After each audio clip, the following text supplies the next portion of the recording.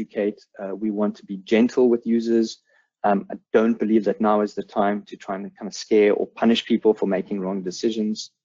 Things are tough enough for them as it is.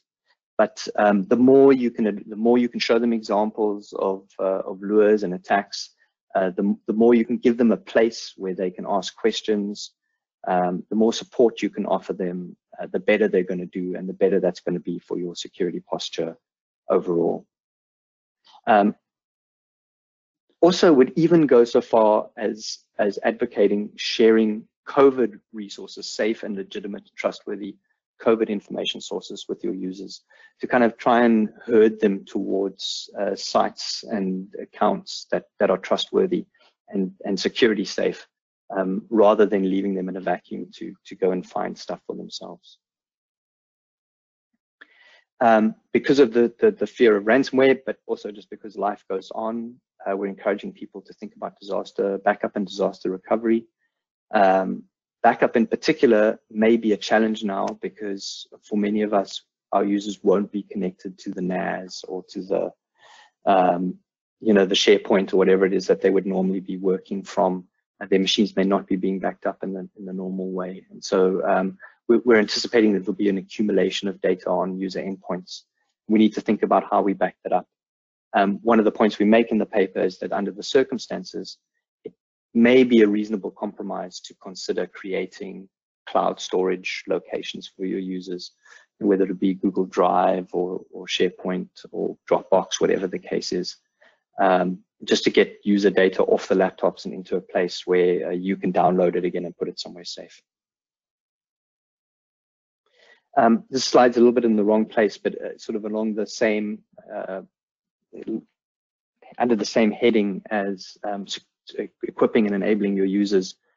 We've been talking to people about establishing support hotlines, so a number, an email address, a chat channel where users can ask questions about security related things. Obviously capacity there is a challenge, but to the extent that it's possible, we would really encourage people to think about to what extent that may be feasible, creating maybe a team of security experts that can answer questions and give users guidance, help them figure out if they should update their antivirus or not, if they're working from their own computers.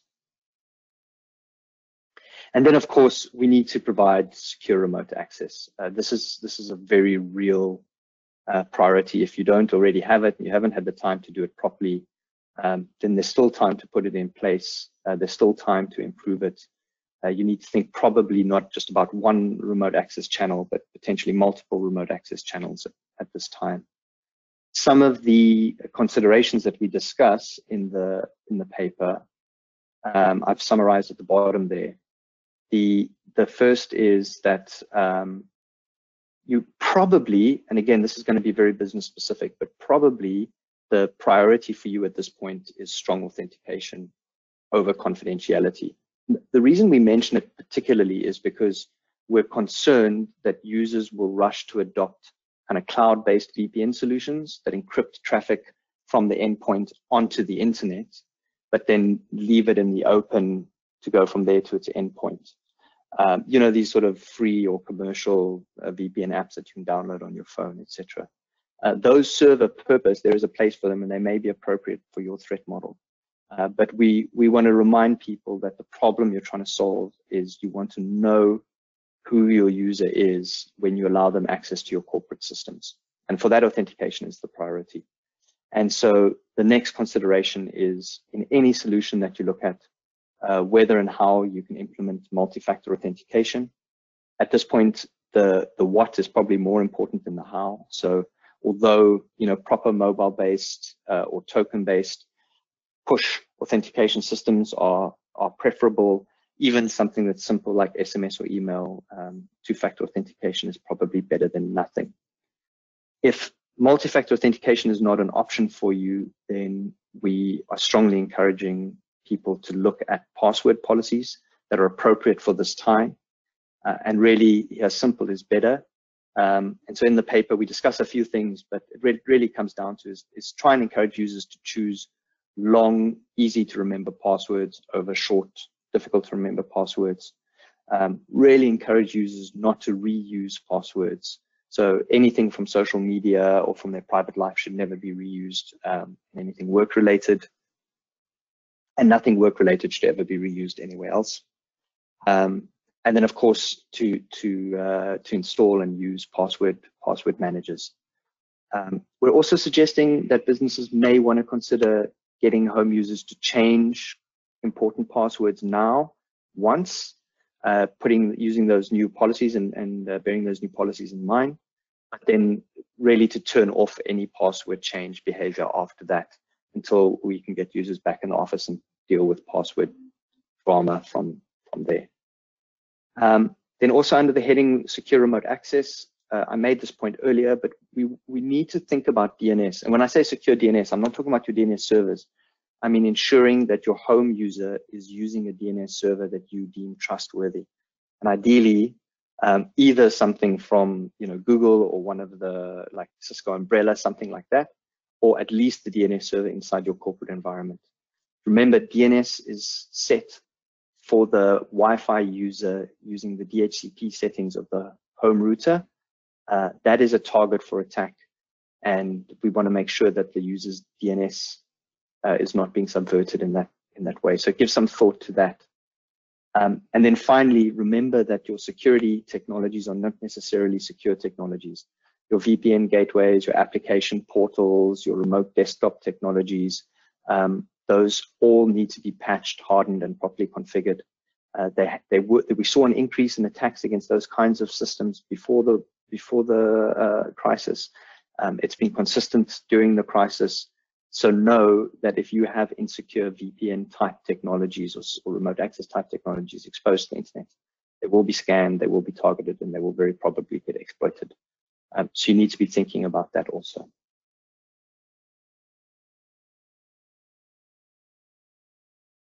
All right, then another element of this crisis, which we think has taken many people by surprise, is the extent to which they relied on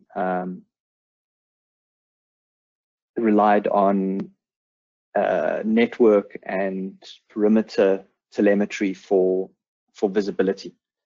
So that is for detection and response type of capabilities. As the user now works from home, may or may not be using a VPN. What many businesses are finding is that they just don't have visibility over what's happening on the endpoint anymore. And so, having looked at those other priorities, this is another area that we think businesses should be thinking about. In the paper, we play out a few different options. One is Microsoft Sysmon, which is like an endpoint telemetry technology. It's free from Microsoft. It's native to Microsoft. It's very easy to deploy. So that's a real option for businesses who may not have budget for anything more quote unquote hardcore. It's a very effective tool. It does take a little bit of effort to get value from, but it's very, very broadly supported in the open source community by Microsoft themselves and by many commercial vendors, including ourselves. So that's a real consideration is consider pushing Sysmon out to your endpoints. Then, of course, if you haven't done so already, some sort of commercial fit for purpose endpoint protection response technology, the likes of Cylance, Cybereason,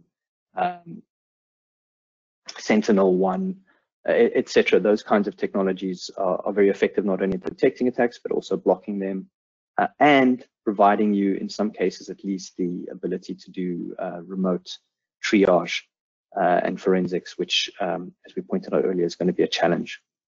There are other options also. So, for example, we've seen reference architectures where people use just the VPN endpoint to isolate an end user that's believed to be compromised, and then use tools like the free and open source platform from Google called Google Remote Response to do remote forensics. Also very easy to deploy, cloud-based, doesn't cost anything. So there are other options. But certainly visibility over the remote endpoint, not just to detect an attack, but also to respond to an attack, is going to be something that needs to be quite high on your list of priorities. As I mentioned, we need to be thinking about about malicious mobile applications. This is a particularly tricky problem, I think. Firstly, because the threat is very real, but secondly, because mobile applications are notoriously difficult to get control over. The two approaches that we discuss in the paper, the first is just to consider shipping your users' devices. I know that for many that's going to be an astronomical cost, but it is something worth considering. That you have your IT teams configure and prepare a fit-for-purpose mobile platform. We've been great proponents of iOS for that from a security point of view, but a well-secured Android platform would be just as good. And send it to them for work purposes and keep it separate from their home mobiles, and encourage them not to use home mobiles to access corporate assets. The other, obviously, is some sort of mobile device management software suite, which can achieve the same thing, but of course has the downside that it has to be deployed remotely and procured, etc. But one of those two options certainly needs to be quite high up on your list of considerations at this time. I'm almost done, Dorian. Thanks for sticking with me so far. I hope you're still awake. Then again, sort of towards the end of the list of priorities, we think you need to think about patching on the endpoint. The vulnerabilities keep coming, the exploits keep happening, and the patches need to be deployed. And we anticipate that for many businesses, deploying patches on a large scale to remote workers is going to be a challenge. If you don't have or can't easily deploy a platform that will allow you to do that, one option is to very selectively co-opt users to assist you just by asking them to deploy patches. And we want to be clear on this. We don't think that all patches need to be deployed at this time. Not all vulnerabilities are equal, and not all patches are equally necessary. So what you want to be doing there is focusing on the high criticality, exploitable, and remotely exploitable vulnerabilities, and just get your users to deploy those patches whenever possible. And again, and I know that may sound like wishful thinking to many of you, but again, we would argue here that every win counts. So having fewer vulnerable machines is definitely better than having more vulnerable machines, even if some of your machines are still vulnerable. Remember, your users are not generally a part of a big open network anymore. And so we think the risk as far as lateral movement is going to be a little bit different to what it was before. And so point patching, we believe, does make a difference and is worthwhile. And then finally, under the heading of reviewing your cyber insurance policies, we're encouraging people to have a look at under the heading of priorities, we're encouraging people to have a look at the cyber insurance policies. I think it's fair to say that the context has changed. The world is a little different to when you probably signed up for your policy, and so now isn't a bad time to go back and make sure it covers you in the way and for the things that you believe it should be covering you. And in particular, we want to point out two sort of potential gotchas. The one is we saw historically with the NotPetya outbreak, which I'm sure you all remember, that some insurers weren't paying out on claims because the threat actor in the case of NotPetya was determined to be the Russian state. And so NotPetya was painted with an active war brush, which was exempted in some policies. And so some claimants were rejected because effectively NotPetya was considered to be an active war. As we pointed out, we are seeing an escalation in geopolitical tensions. We are seeing those actors active. And so in the case that you get compromised by someone who is linked to a nation state, you want to make sure that your policy covers you there. And then the next thing we want to make sure that you're aligned with your policy is again on the topic of ransomware and extortion. Your policy in the first place needs to provide you some cover in the case that you fall victim to some kind of extortion attack. But you also want to make sure that the way it offers you cover is aligned with what your own policy on paying ransoms is. There are two scenarios that you want to avoid. The one is where you want to go ahead and pay a ransom because it's the quickest and the easiest way to get back